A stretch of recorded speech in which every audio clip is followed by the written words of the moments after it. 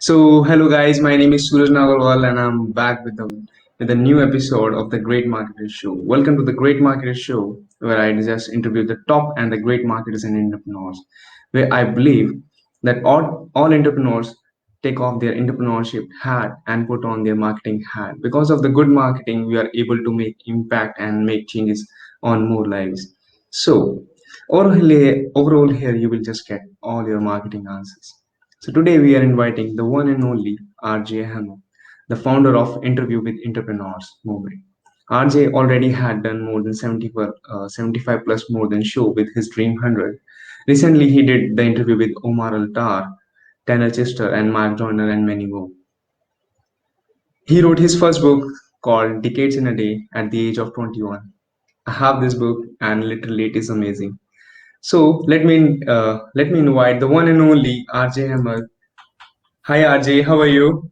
Hey Suraj, thank you so much for having me. Like, I'm super excited for today. Yeah, I'm so much grateful to have you here.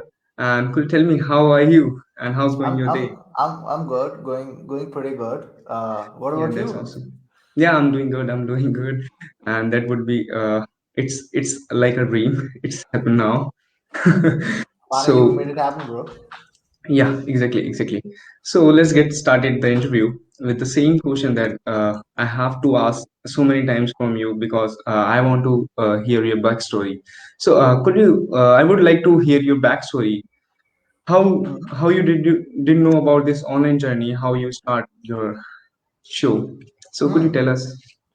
Yeah, for sure, for sure. First of all, again, thank you so much for having me. And like, if people don't know about, like, I'm born and raised in Saudi Arabia. I spent my whole life over there, for almost like 18 years or so. So the people who are living in Middle East and these type of countries out there, they're kind of the immigrants. Even though I was born in there, people have a different set of mindset. I was like, okay, I'm gonna get a degree, do a job, and like that's how I was gonna go in for the rest of the life. I never thought about I'm gonna get into entrepreneurship, doing my own business, and all of those things. So I haven't thought about all of those things at all. So during that time, I was teaching tuition with my mother. I was making around $100 a month, which was kind of like pretty good for me at that point for that certain age. But I was spending that money in liabilities like games and like all of these type of things out there, and never focused on like making a business because I wasn't into that mode at all. So fast forward in 2017, I came to Pakistan for the first time, and like things started to change for me. It was a completely new place, new people, and like all of these things started to like fall apart, and it was kind of crazy. But later on, once my college ended, I haven't got myself admission in the universities. So if you're living in these Asian countries out there, you could possibly relate, these comparisons with your cousins. Like, they got admission in the university, you don't, and I'm like, fine, like, we're gonna see what's gonna happen. So I was typically free for 6 months. So during that particular time, I saw an ad around Shopify on Facebook. I knew what Shopify was in the past because I had a kind of an idea, but now I never focused on it. So I was like, okay, this time, I am available, I am free. Let me try and see like how that thing gonna work out. So I started to see more of tutorials by Sebastian Gomez, and I was like, okay, I'm gonna start my store. Let's see how it's gonna turn out. I'm gonna make money. So when I started to set my store up, I started to realize that I'm gonna get paid because at the end of the day, we have to get paid as an entrepreneur. So that was the biggest question I had. And since we are in Pakistan, we don't have PayPal, we don't have Stripe, we don't have these major payment gateways out there. So I was like, that's crazy. I don't know how to get paid. But there are kind of solutions, and I don't want it to end up in a victim mentality. So I searched it, and again, Sebastian had a video around it. Yeah, how to create Stripe for non-US citizens. So I was like, okay, cool, that's fine. So I went on. So there was a process of getting LLC, getting EIN number, and move on with it. So during that time, the cost of forming the LLC was $126. That all of these things happened in October 2018, probably like 3 years ago. So during that particular time, it was like $126. I was like, okay, that is almost the same amount I had at this moment. So I went on invested that, and I used my own money. So I want to point out one thing. The reason I use my own money is because I can manage all the risk factor because I'm investing my own money, because I'm not taking it from my parents, because it's not a positive pressure. That's what I believe. You can take money from your parents out there, but I think you don't have a positive pressure overall on you, because you're like, you're trying to play super safe because you want to give money back to your parents. So I was like, no, whatever I have, I'm going to use my own resources. We're going to see like how far I can go. So when I formed my LLC, like formed the company, got Stripe account, later on, still I didn't have the funds to run the store. So then what I did, I went on Instagram, I did a post like, hey, if anyone is interested in investing in my company, let me know. So there were a few of my friends who were also my student as well when I was teaching tuition. So that time they reached out to me and I explained them the process. So they paid me around $200 for 30% equity of the company. So during that time, I launched my store in Black Friday in 2018. So when I launched it, I was thinking about I'm gonna make a lot of money, because Black Friday, Cyber Monday is our biggest time of e-commerce, especially. So I was like, I'm gonna make a lot of money, 6 figure week, 7 figure week, like Lambo coming up, this ad, and bam, a lot of money. But things didn't work out that way, and I was like, why it's not working? I have an ad, I have a product, I have turned it on, I'm using money. Why it's because the foundation wasn't clear at all. So I didn't make any money using ecom at all. I was making money here and there, selling to my friend, family, relatives, but that is not a sale, because a sale is something when you're selling to someone who's unknown to you in the initial start. Later on, that person becomes a customer. So that wasn't a sale at all, and I was like, I'm not considering it as a sale. So during that time, I was listening a lot of marketers talking about the concept of sales funnel. So I was like, what a funnel is? I don't even have the idea about that. So I was thinking about, like, is it filling up water tanks, oil tanks, like all of those things? I'm like, what a funnel is. But it was a crazy coincidence that during that time, I saw a post on Instagram which was like, this guy have made over $3 million in 90 minutes. Russell Brunson, co-founder of ClickFunnels. I was like, okay, Russell Brunson is probably the only person I could relate with funnels at the moment. So I went on, I started to search more on Russell, and like signed up for ClickFunnels in January in 2019 under Paul Motley, who is ClickFunnels Dream Car winner. And Paul was the only guy whom I got on a call as a consulting session. Who had native English. English is not our first language, so it's not super easy for us to speak English. Most people can brag about it in front of their friends, but in front of a native person, it's like you need like confidence to speak in general. Otherwise, it's not easy for us to speak in the initial start. So I went on. So it took me a couple of months where I was trying to promote ClickFunnels as an affiliate, but I didn't make any money, and I was like, is it even real, or like, does it even work for me or not? Does it even real or not, or like all of these things are scam, because I'm not making money. So it was crazy. So on March 9th, there was a guy who needed a Facebook ads course, and I was like, hey man, I do have the access. Let's talk about it. So we got in a call, and I explained him the process. I'm like, you're gonna get this course for free if you get one funnel away challenge for me. And he was like, okay, I feel that's like a good deal. Okay, I'm gonna get it. So he went on, he bought one funnel away challenge, and I made my first $100. And I'm like, damn, this is what I spent in a month, what I made in a day. And I'm like, you know, for me, that was a game changer. And I believe, and everyone knows about that, the first sale is actually the game changer, because it motivates you even more. That first of all, this works. You can make money online, and you can move forward and excel in this particular space. So that thing kept me motivated. Now I realize it works and everything in general. So for that particular month, I made $300, which was around 50,000 rupees or so. And I was like, okay, that is a salary over here, that is a full-time salary. So I was like, okay, now I can focus on, and I can see like how I can do more stuff. So I started to understand the term value, because marketers talk about value a lot. So value is something when you're giving your time, money, resources, anything to help other person out. It could be in any form of shape. That's what value is. So when I started to understand what value is, I was all the time in ClickFunnels Group. I was like helping all of those people out. The things I knew orally, but not haven't done, myself, but I knew about it. I was using my knowledge around that to help other people out as well. So in all of those things out there, it took me probably 2 to 3 more months to make my first $1,000, and then like probably like 5 to 7 months to make my first $10,000, and then things started to transition out pretty well. That's awesome. That's awesome. Literally so much awesome. And yes, I have heard this story more than 5 times. I literally connected so much with your story because I also started in October 2019, and I just connected with Hmm. Sharad Joshi. Yeah. So yeah, so you and the guy Suraj Joshi are the similar, and you can say making the impact on my life. So I thought I have to become the person that RJ is and the Sharad is. So it is literally so much you can say.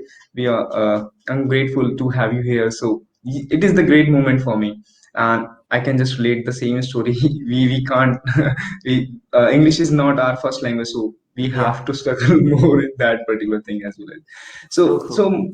yeah. So my the second question is, you have started the interview with entrepreneur show. So could you tell me how much important is to have our own show? Yeah, so first of all, it is super important for having your own show. And what I really believe is the most, that is actually something which which most people neglect the most. Because of, it doesn't matter how much money you're making. At one point, if you don't have those level of connections, then it's harder for you to excel.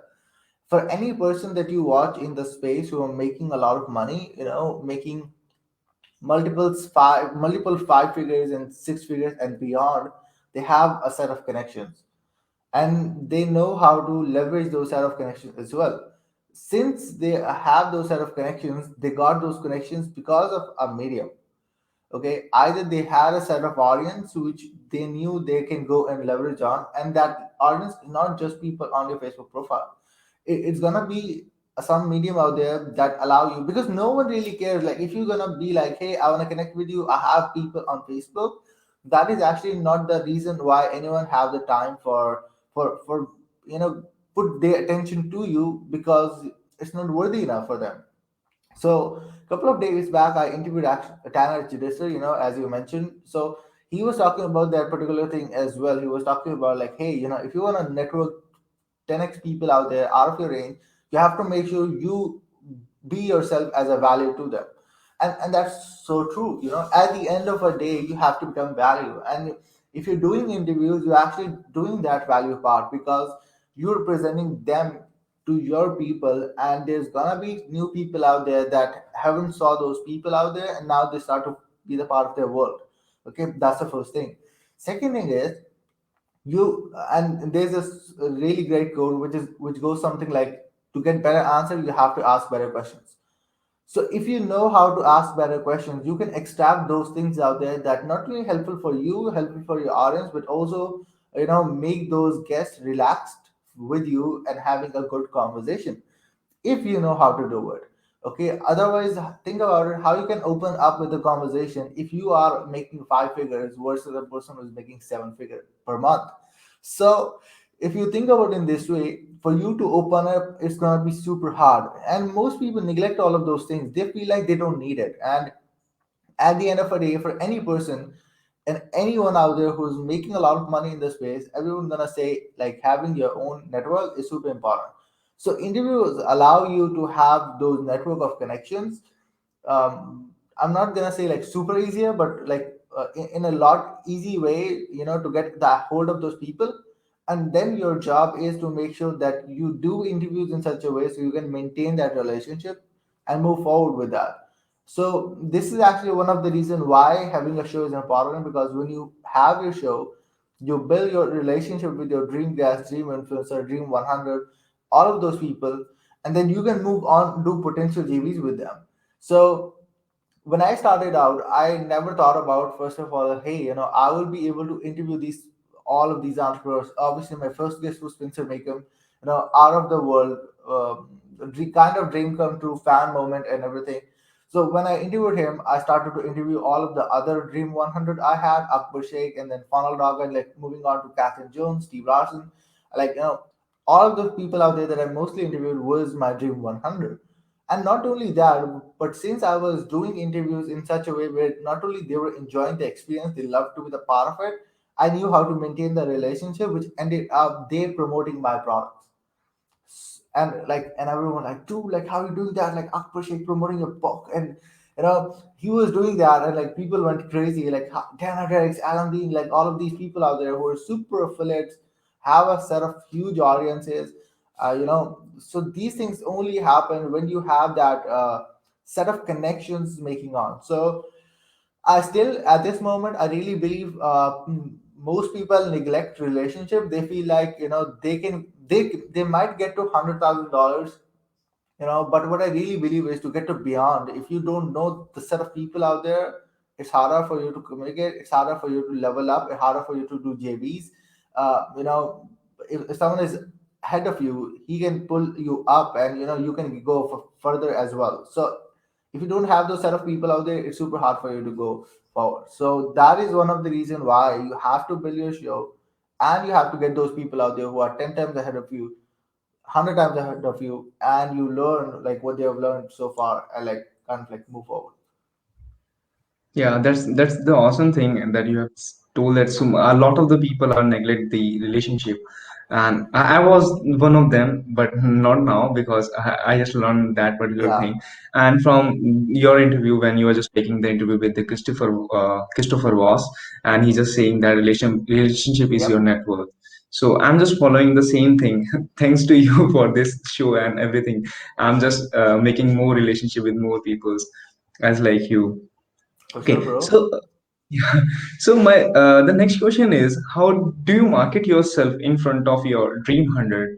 And because you have done 75 plus shows, so could you tell me how you just market yourself in front of those peoples who is A level, and you can say Omar is a very big person. So how Yeah. you just market yourself?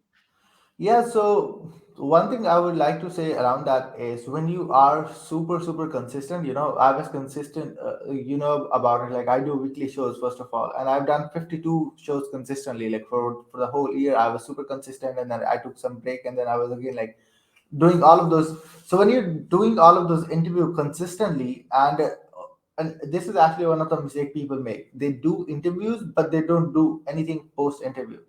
So I do interview, I create good experience for them, but I also make sure not only I provide them content, I make sure I amplify the interview that happened as well. So like when I do it, I make sure it gets on audio based platform, it gets on YouTube, it gets on those mini clips. I do it, I post it on my profile, I send them as well. So sometimes they post it as well.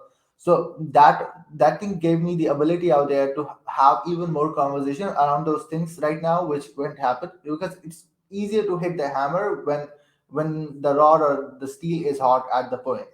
So if the conversation is still get going, why not keep going it right now? So when I do the interviews, I make sure I send them the clip. I let them know like these things are happening so far. Things haven't ended yet. And I'm posting all of those interviews. I'm gonna send you all of those things, all of those resources, and everything when it's going on other platforms. So when I'm actually doing that, first of all, for example, if they're gonna reshare it, and you probably saw like a lot of times, they reshare it on their profile. So when they do it, all of those people that I want to get on the show kind of follow each other. First of all, so if it happens once, that's fine. Think about it. If it's happening like multiple times, 4 to 5 times and beyond, they start to notice who I am. So now if I'm gonna reach them out now, they're gonna be like, first of all, I know who this dude is, and why not? Because he already got so many our friends. So this is actually what happened. I think like a lot of times, probably like 4 to 5 times when I got some guest on my show, and they're like, RJ, you got so many of our friends on your show. I was like, let me know who's left. So now they're already in a frank mode. I can talk casually. I can have fun with them while having conversation. Now they know who I was initially because of like multiple interviews I've done of their friends, and they posted on their profile. So it becomes easier for me to access. and like since I start when I interviewed all of some of those people out there, it just broke my barrier of like, they're not humans. I started to understand that they started somewhere as well. And as I mentioned, you have to be a level of value to someone out there in order to talk about it. I know my show is a level of value to them. I know what I'm doing is a level of value to them because I'm giving my my show itself to have them speak and like have new people in the part of their audience. Not everyone know everyone. I got Lopin on the show. He did over $150 million in sales. Not a lot of people knew who Lopin was. I didn't know who he was before I got him on the show because when I got him, a lot of people was like, "Whoa, that guy is crazy! Like one of the best!" Like because now they started to become the part of his world and they started to follow him. So I'm doing my service of getting him on the show and share his story to my people out there. So I am providing the value to my end and I'm doing everything in my way that I can do. So you have to make sure you be a value to someone out there, and then you have to make sure of they were human and they also started particularly on the same point where you started as well. But if you overhype stuff, then it is something out there they kind of like deny. I was in conversation with Dan Henry. I was talking about, hey, NFTs. No, so if you get into conversation with the current things they're doing or they're happening out there, which allows them to have a conversation with you much easier, so it would become easier for you to access them, talk with them, having conversation. Marty loves food. I talk about food with her. With Steve, we talk about general conversation. With Dan, what happening with NFTs, I talk about that with him. Like you could possibly relate with those things, particularly what they're talking about at the moment. So I hope that makes sense. Yes, it makes so sense. It makes literally so sense. So, when you're just saying that most of the people are connected with your Dream 100, so Yeah. I have the same question regarding this. Most of the people who are just having their own show, they don't know about their Dream 100. They're just following the same script. They are just watching some other people's. They are inviting these people and these guys. So they are just directly inviting them on their shows. So, could you tell me how do you research about your Dream 100, and how do you know about what the people is and how you can find them on the right place to connect So with them first, or make the relationship? Yeah, yeah. yeah. So first of all, like when I started to build my Dream 100 list, it wasn't any sort of like filter based criteria in the initial start because obviously if I was following Russell Brunson, I was having a look like who was the people around Russell, that I can potentially go and like get them on my show. So I started to and list all of those people. That was actually my very first criteria. But later on, what I started to do is I had also like when I interviewed Umar, he was talking about the exact same thing. Not everyone is the same. If everyone is someone who's making $1 million, not everyone is fulfilled. Not everyone is good, ethical. So if you keeping the criteria is that a person is making money is only your criteria, I don't think so. That is a pretty good criteria out there. In the initial start, I've done that, but later on, I started to remove some people out there just because I felt like I don't want to go to the point where those people are initially, not only on the monetary side, but also there are some other factors as well. I could get a lot of people out there who are making millions of dollars, but I have to make sure they're ethical. They're doing some things that I personally want to go and achieve for. So at that particular point, I was started to narrow down my criteria. I was like, okay, they should be making money. They should be on multiple seven, eight, and nine-figure entrepreneurs. They should be fulfilled. They should be those people out there who help other people out there as well. They're not only around materialistic stuff. They respect and are humble as well. If someone is like who have super out of the world ego, I don't think so. I want to connect with those people out there at all. And I don't mind. I could get other people out there later on as well. So I started to list down all of those criterias in order to qualify my dream guest. But in the initial start, as I mentioned, I didn't have any sort of criteria. I was like, I'm gonna get people around Russell Brunson because I'm gonna get Russell on the show. So yeah, all of those things started happening initially. That's awesome, and I thought it is the everyone shows owner has a dream to invite Russell Brunson on their shows, and it is so much relatable things you can say. So Yeah. the next question is when when we are just having our own show. So what the important thing, or you can say what the things that we should avoid? So one of the things that we should avoid is kindly our excitement. Okay, if we get overexcited, which I know most people does, I have done that as well, but that is actually what you do when you learn from mistakes. Okay, so one thing is making sure you don't get like super excited out of the world and be like, oh, this is crazy, because when you're interviewing someone on your show, that 30 minutes is something like pitching someone out there to be their friend, because you're giving them your space and you're talking with them, because still at the end of the day, think about it, you're unknown to them most of the time. So since you're unknown, they're giving you their time, you have to make them ease and like have the conversation going and like make them kind of relatable to you so that you can move ahead with that connection later on. So they get overexcited. They ask generic questions. Most of the interviews are not excited at all. And what I mean by excited is how it don't get excited is how they take the interview flow happen. Now, even the guest gets bored as well, and they're like, I'm just trying to get rid of that person out there, but just like answering some questions and like, that's it.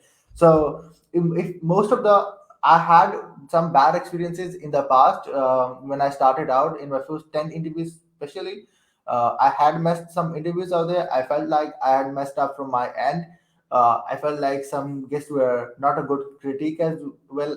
I'm not gonna name anyone at all, but yeah, I felt like I'm not doing it in a way that I wanted to. But later on, moving from Catherine Jones to forward, I was like, okay, like I'm doing interviews that I enjoy. I know I'm doing interviews that the guests enjoy. So, like couple of, I think 2 weeks back, we interviewed Eileen Waller, and the energy of Eileen was like next level out there. She was crushing the show itself. She was overtaking the conversation, and it was excited. It wasn't awkward. It wasn't something like she talked and there was a silence and like and then leading to, so it was actually interactive. So these are the type of interview session out there. Not only the people enjoy, but also the guests enjoy as well, and also the host enjoy it, because it need to be interactive for all of those people out there, so that they can move ahead and have a conversation even after that. Right now, I just checked out my email and I saw like Tanner sent the email to his, like, I don't know how many people he have in his email list, to his like thousands of people out there in his email list, our interview that we did on our YouTube. And why you think so he did that is because he enjoyed the show. First of all, it took me a lot of time to get Tanner on the show, probably a year or so, but I was consistent. This is also the other mistake. When you're trying to get someone else on the show, don't irritate someone a lot. You can follow up, like, let's say once a month, twice a month. You can do that, but that doesn't mean that you're gonna do it every single day to try to tease people out there. Obviously, it goes to harassing. You know, you can't harass someone out there at all. So for that particular reason, you have to do follow-ups. I think I remember you probably saw that when I was like kind of following up with Josh Forty, and it took me probably a year or so to get Josh. So but that interview was worth it. Now I usually get in conversation with Josh, I talk with him. So don't be overexcited, make sure you do proper follow-ups, don't be super desperate. And yeah, these are kind of mistakes most people make. That's awesome, and I will just keep the note about this. And this will be a golden nugget for me. And literally, I will just follow these particular thing. I also remember that you have also shared this thing in your Dream 100 challenge. Yeah. So yeah, so that's the great thing that I'm just learning. So the main question is, so how we can just monetize our show? Hmm. So one of the ways how you can go in and monetize your show is particularly, you have to first of all understand how you actually want to monetize. Someone could be an affiliate marketer, someone could, and there could be multiple ways how you can actually do it. If someone is an affiliate marketer, obviously he's getting people on the show who might have an affiliate program as well of those products. They can use their name, like, hey, I have interviewed the person that you're trying to purchase the product of, and then have the conversation going in order to sell to their set of audience, because they already know who they are, and they go and sell them. That is the first way. Second thing is, obviously they can put up their links in the comment section down below. if they're doing some things like that during their launches, it's make it easier for them to sell their products out there as well. So this comes when it comes to as an affiliate marketer. When it comes to service providers, this kind of varies, because in service providing, in service providers out there, service providers have to, first of all, what I really believe and what I saw my friends are doing as well, they usually sponsor themselves in the show itself.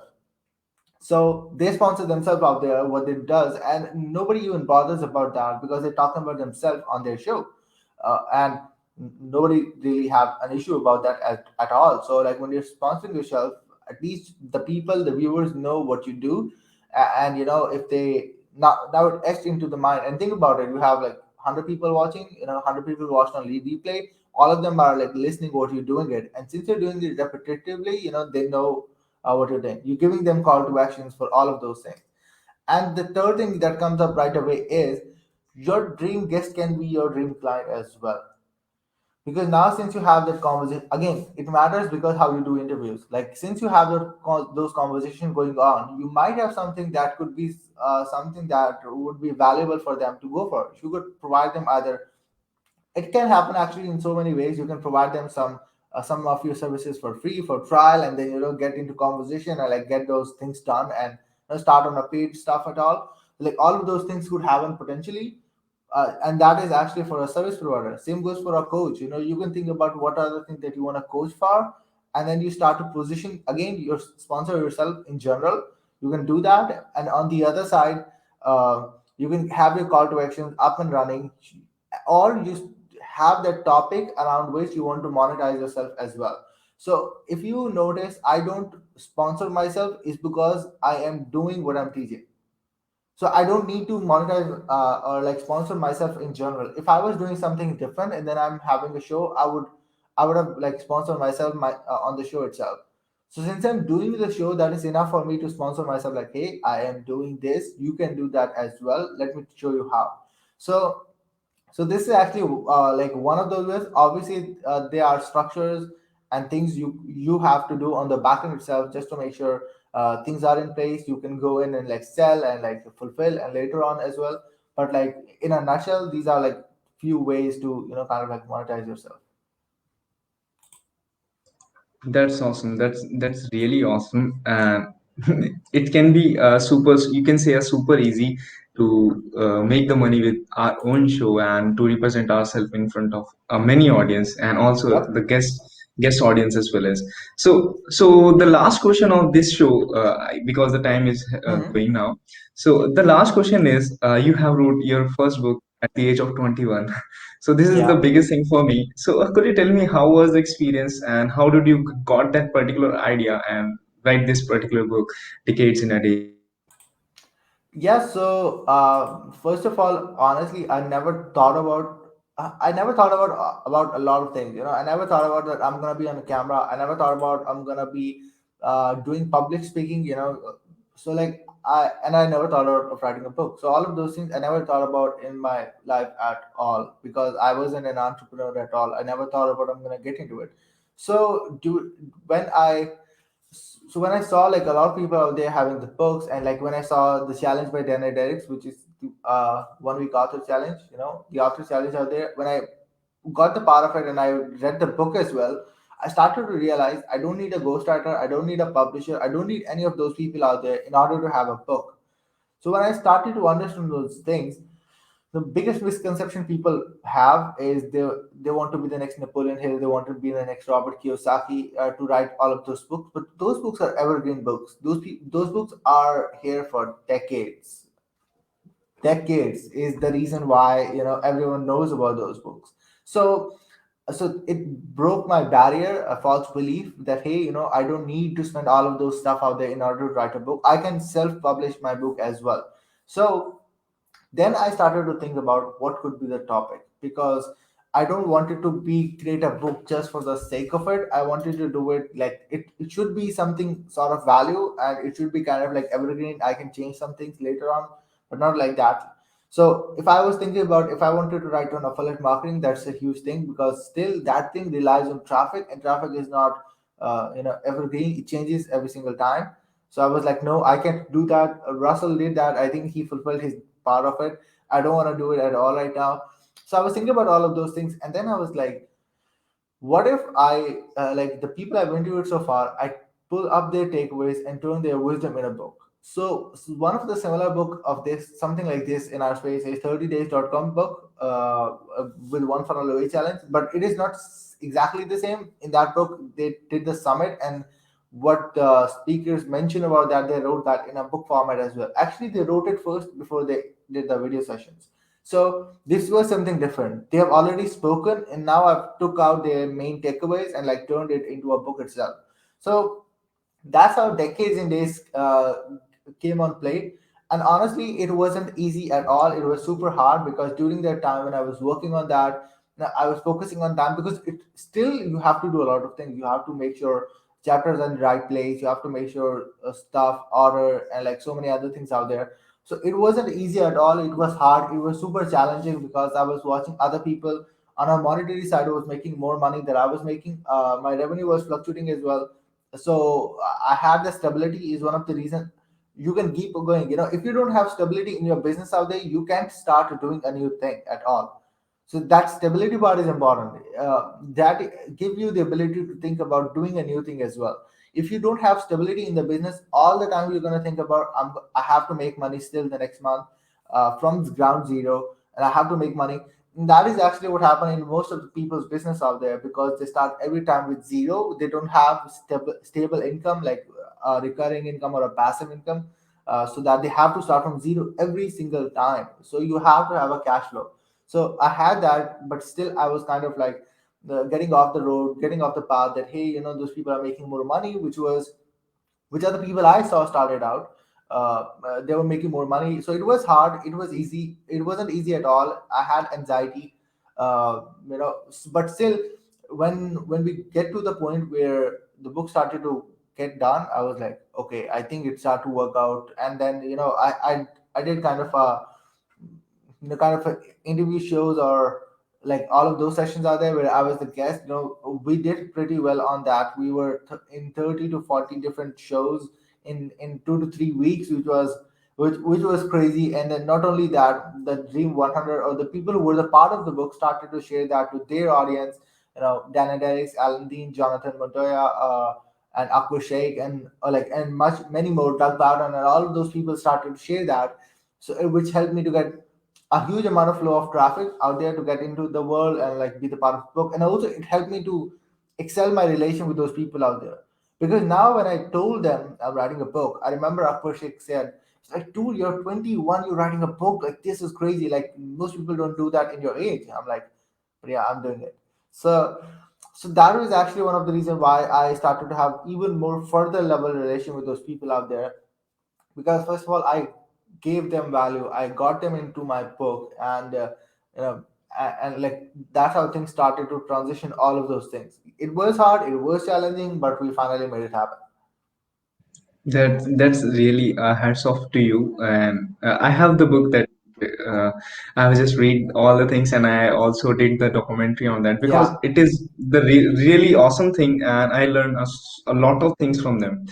So I hope the time is going over, yeah, yeah, and yeah, that's okay. yeah, and I don't want to take your so much precious time because I know time is so much crucial for us. So yeah, so I thought it is now done. Thank you so much for coming on my show, and I would For like to sure, invite you again on my show. So for sure. I hope, yeah, most of the people will join this, and so now. So thank you so much watching us live. And if you want to watch the replay, it would be available in my community Facebook community group. That is the Great Marketer Show, and you can just find the Connect with Marketer, the name of the community Facebook group. You will find all the replays, and I hope you will just like that. Thank you so much for watching us live, and we will just connect for the next episode. Thank you so much.